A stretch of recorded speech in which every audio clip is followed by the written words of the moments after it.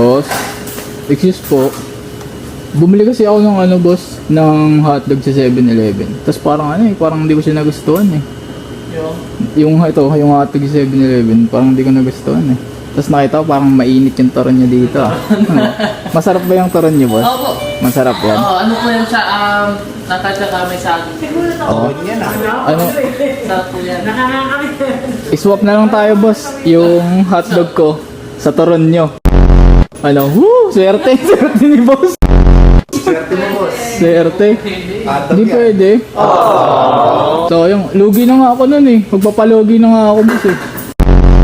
Ah, Gawa ka na lang. masarap to boss oh. May cheese tignan mo. Gawa ka na lang. Pero sa pudis kasi Oo. nakapansa siya namin yung Ah, sayang no. Hindi, gawa ka na lang sa bahay siguro. Gusto ko pa naman siya. Kaso wala na akong pambili eh. Naranasan mo na yun boss. Yung gusto ka pero ayaw sa'yo. Kailan kaya muling makakatawang?